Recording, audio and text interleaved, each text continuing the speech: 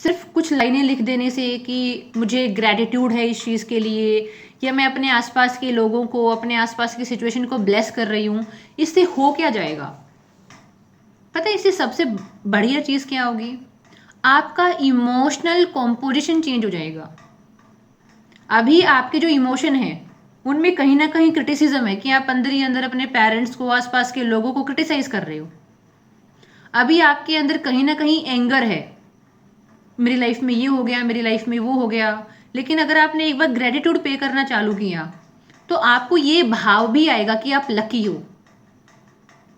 और जो इंसान अंदर से अपने आप को लकी फील करता हो वो गुस्से वाली एनर्जी में नहीं रह सकता ज़्यादा टाइम तक, वो नाराज़गी वाली एनर्जी में नहीं रह सकता ज़्यादा टाइम तक। अगर एक इंसान अपने आप को रिलैक्स महसूस करने लगे, क्योंकि वो सच में शुक्रिया अदा करना चाहता है अपने खाने के लिए, अपने कपड़ों के लिए, अपने परिवार के लिए, अपने घर के लिए, इंटरनेट के लिए, मोबाइल के लिए, वो इंसान के लिए बहुत आसान है अपनी एनर्जीज को हाई रखना। उसके लिए बहुत आसान हो जाता है खुद के ऊपर काम करना। लेकिन एक ऐसा इंसान है जो अंदर ही अंदर अपने आप को बहुत अनलकी फील करता है। अब मान लो कोई इंसान है वो बहुत अनलकी फील करता है, तो उसको थोड़ा समझाना पड़ेगा, याद दिलाना पड़ेगा कि देखो तुम्हारे पास ऑलरेडी लाइफ में बहुत कुछ ऐसा है जो औरों के पास नहीं है। लेकिन इसका मतलब ये नहीं है कि हम तुमको रोक रहे हैं कि तुम और अचीव मत करो, तुम और भी अचीव कर लोगे अगर तुम शांति से बैठकर अपने साथ कंफर्टेबल होकर सेल्फ लव वाली फीलिंग में आकर अपनी चीज़ों के लिए काम करना शुरू करोगे तो इसीलिए जब हम किसी को बोलते हैं ना कि आप अपनी ग्रेटिट्यूड की लिस्ट बनाओ, कौन सी 5 चीज़ों के लिए आप अपने आप को लकी फील करते हो, कौन सी 6 चीज़ों के लिए, 10 चीज़ें भी हो सकती हैं, आप करके देखो। आपको ये प्रैक्टिस, और लेकिन करना वही है जिस चीज़ के लिए आप सच में लकी फील करते हो, मतलब आपके रियल इमोशन कनेक्ट होना उसके लिए बहुत ज़रूरी है। अब जैसे कि in the case of Anamika I can say you कि आपको जो पढ़ाई लिखाई करने का अवसर मिल रहा है, मौका मिल रहा है, हो सकता है आसपास का माहौल इतना सपोर्टिव ना हो सकता है लोग इतने इनकरेजियस ना हो सकता है कि और 4 चीज़ें डिसबैलेंस हो, लेकिन फिर भी ये अपॉर्चुनिटी अपने आप में बहुत कीमती है, क्योंकि बहुत सारे लोगों को यहाँ तक आने का मौका ही नहीं मिलता। एंड एक बार आप इस बिलीफ से ऑपरेट होना शुरू हो जाते हो ना, एक बार आप इस बिलीफ से चलना शुरू कर देते हो कि मैं लकी हूँ, मैं भाग्यशाली हूँ, मेरे साथ सब कुछ ही अच्छा होता है, तो आप सच में इसी तरह की चीज़ें अट्रैक्ट करने लग जाते हो। आपकी भाषा आपका भाग्य बनाती है, आपकी भाषा आपका भाग्य बनाती है। आप ना अपने पूरे कुनबे में, पूरे परिवार में, पूरे इतिहास में उस इंसान को उठा के देख लो जो कंप्लेन कर रहा है। आपको पता चलेगा वो 5 साल पहले भी कंप्लेन कर रहा था, वो 10 साल पहले भी कंप्लेन कर रहा था, और जिस तरह का वो इंसान है वो आज के 10 साल के बाद भी कंप्लेन ही करेगा, क्योंकि उसकी एनर्जी ही कंप्लेन करने की है।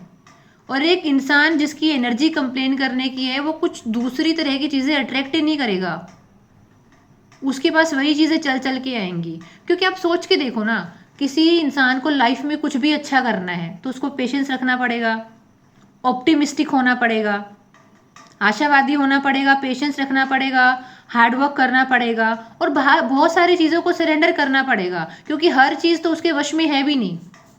लेकिन जो इंसान कंट्रोलिंग नेचर का है, क्रिटिसाइजिंग नेचर का है, गुस्से वाला है, वो तो उस गेम को छोड़कर ही भाग जाएगा जहाँ पर पेशेंस लग रहा है, जहाँ पर सरेंडर लग रहा है। क्योंकि वो तो अंदर से डर जाएगा ना कि मैंने तो अपना सब कुछ लगाया हुआ है और मैं यहाँ पे फेल हो गया, तो वो उस चीज़ को महत्व नहीं दे पाएगा कि कोई बात नहीं, तुम्हारा कुछ लगा है तो कुछ अनुभव तो लेकर जाओगे, कुछ चीज़ें सीख कर जाओगे, यहाँ से खाली हाथ नहीं जाओगे। मैं आप लोगों को क्लास में क्या बताती हूँ? अनुभव ही तो बताती हूँ, एक्सपीरियंसेस बताना। मैं आप लोगों को कोई नॉलेज नहीं दे रही होती, मैं नॉलेज दे रही होती, अब तीसरे दिन भाग जाते। I am providing you the emotional content. Emotional content मतलब एक ऐसा नॉलेज जिसके अंदर जीती जागती जान है, जिसमें जान फूकी गई है, जो सच में आपको अंदर जाके महसूस हो रही है, जो सच में आपको अंदर से महसूस कर रही है कि नहीं मुझे ये एक्शन लेना चाहिए, मेरे पास्ट में ये हुआ था, अब प्रेजेंट में मैं ये गड़बड़ कर रही हूँ, फ्यूचर में मुझे अपने लिए ज़्यादा अवेयर होने की ज़रूरत है। अनुभव बहुत बड़ी चीज़ होती है जीवन का। अब हम बड़े बड़े स्पीकर्स को सुनते हैं, क्या वो हमको कोई फ्रिज, टीवी, एसी कार दे रहे होते हैं? नहीं, वो अपनी बातों के माध्यम से अपना अनुभव हमारे साथ साझा कर रहे होते हैं। तो जो ग्रेटिट्यूड है वो आपके अनुभव को बढ़ाता है। वो आपको, जब आप हारा हुआ महसूस कर रहे हो अपने आप को, तब भी आपको जीता हुआ महसूस कराता है कि नहीं, you are winning your game. आप ऑलरेडी बहुत आगे हो, क्योंकि आपके पास साफ पानी है, आपके पास पढ़ाई लिखाई के लिए फ़ोन है, इंटरनेट है, एक स्वस्थ शरीर है, आपके पास पेरेंट्स हैं। कोई बात नहीं, हो सकता है उनकी तासीर हमारी तासीर अलग हो, बट स्टिल हमारे पास प्रोटेक्टर हैं। कल को कोई दिक्कत आएगी तो somehow they will protect us. तो मैं रिलैक्स रह के काम कर सकती हूँ, मैं ग्राउंडेड फील कर सकती हूँ। पता है बहुत सारे लोगों को क्या लगता है कि उनके पीछे कुछ लगा हुआ है, कोई खूंखार जंगली जानवर, और उनके पास आराम से बैठकर सांस लेने का भी टाइम नहीं है। वो 24 घंटे ऐसा फील करते हैं, पता नहीं क्या होगा, पता नहीं क्या होगा, पता नहीं क्या होगा। आपके मन में हमारे सेशन के 2-3 लोग भी आ गए होंगे जो ऐसा ही करते हैं।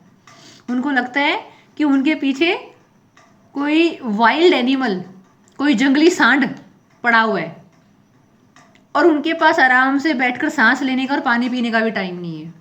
लेकिन ऐसा नहीं है, this is only a perception. वो लोग खा भी रहे हैं खाना, नहा भी रहे हैं, सो भी रहे हैं, काम भी कर रहे हैं, लेकिन वो हर चीज निराधार हो जाती है क्योंकि उनकी इमोशन अलाइंड ही नहीं है। तो ग्रेटिट्यूड आपके इमोशन को अलाइंड करता है, आपको रिलैक्स होना सिखाता है कि भाई मेरे पास ये सब है।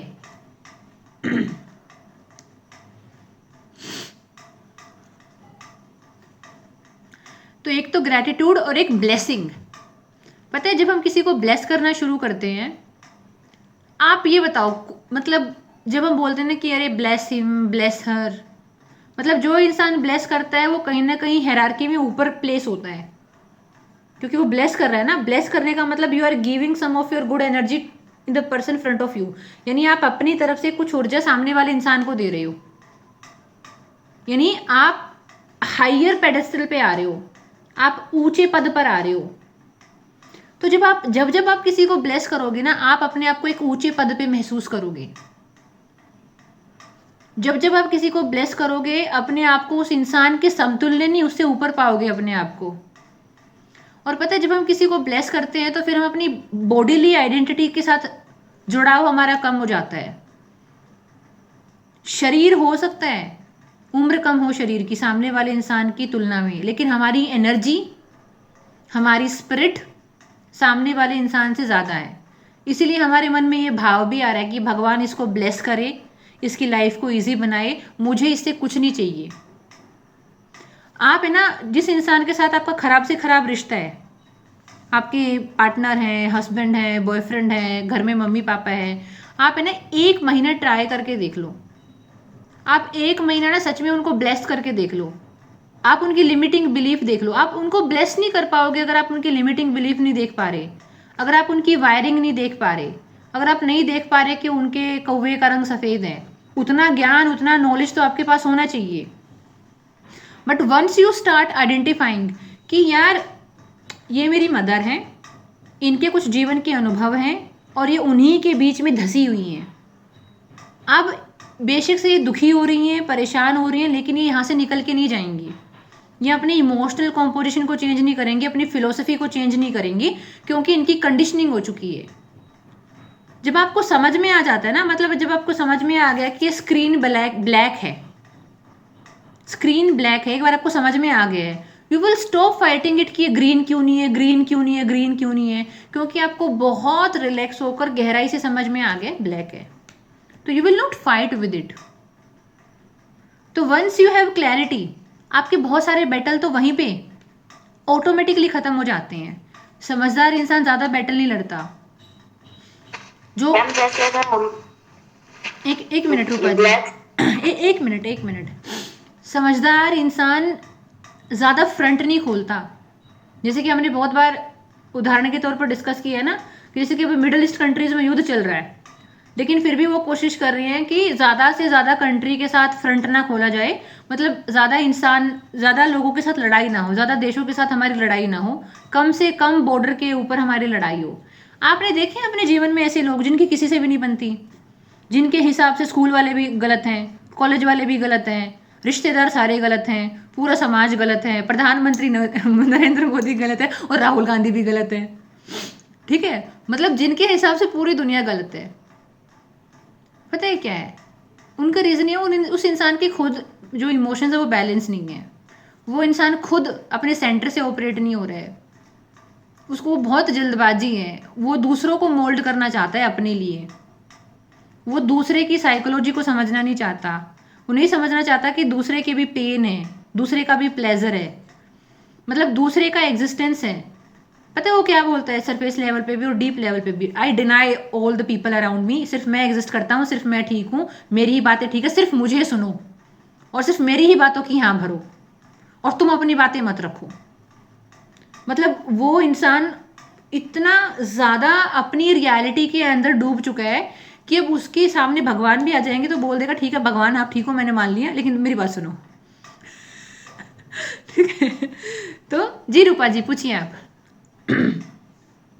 मैम जैसे मतलब आप बोल रहे हैं कि जो ब्लेसिंग का एक बार 1 महीने के लिए ट्रायल करके देखो, तो मतलब ब्लेसिंग के लिए हमें मतलब उस सामने वाले इंसान के लिए मतलब क्या लाइन बोलनी है, मैं ये पूछना चाहती हूँ। हाँ, सामने वाले इंसान के लिए क्या बोलना है? आपको सामने वाले इंसान के लिए अपने मन में ये भाव लेकर आना है कि ठीक है तेरा मेरा जो लेना देना रहा, जो एनर्जी एक्सचेंज रहा, जो शायद मुझे सीखना था, जो शायद तुम्हें जीना था, मैं स्वीकार करती हूँ कि जो था वो था, जो है वो है। लेकिन अब इस पेन को मैं अपने साथ कैरी नहीं करना चाहती, मैं अपने अंदर कोई मलाल नहीं रखना चाहती, ना मेरे मन में तुम्हारे लिए कोई नेगेटिव विचार है, ना मैं अपने मन से तुम्हें कोई श्राप देना चाहती हूँ। जिस इंसान को, चाहे वो पिता हो, पति हो, भाई हो, माँ हो, बहन हो, जिन लोगों को प्यार से हमने बहुत वैल्यू किया है अपनी लाइफ में, उनको श्राप हम दे भी नहीं पाएंगे क्योंकि हमारे अंदर वो भाव ही नहीं है। ठीक है, तो आप सामने वाले इंसान के लिए अपने मन में ये भाव लेकर आते हैं कि ठीक है जो जीवन जैसा रहा, शायद किसी लेवल पर बहुत डैमेज हुआ, किसी लेवल पर बहुत कमज़ोरी महसूस करी गई, लाइफ में कोई नेगेटिव फेज भी रहा हमारे बीच में, लेकिन अब अपने आप को मुक्ति देने के लिए, अपने आप को इन सब से मुक्ति देने के लिए मैं तुम्हें आज़ाद करती हूँ। तुम अपना रास्ता चुनो, मैं अपने मन के ऊपर कोई भावनात्मक बोझ लेकर नहीं चलना चाहती, क्योंकि ये भावनात्मक बोझ मेरे कंधों के ऊपर दर्द रखता है, जैसे 50 किलो का वजन रखा हो। मैं अपने अंदर खुद को ही महसूस नहीं कर पाती इस भावनात्मक बोझ की वजह से। इसलिए मैं तुम्हें आज़ाद करती हूँ और भगवान तुम्हें, राधा रानी तुम्हें जीवन में महसूस कराए, राधा रानी आपको जीवन में ब्लेसिंग्स दें,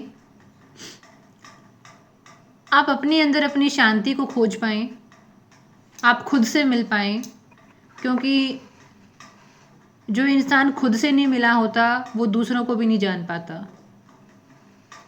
जो इंसान खुद से नहीं मिला होता वो दूसरों की अच्छाई को, दूसरों के प्यार को, दूसरे के गुस्से को और नाराज़गी को नहीं समझ सकता।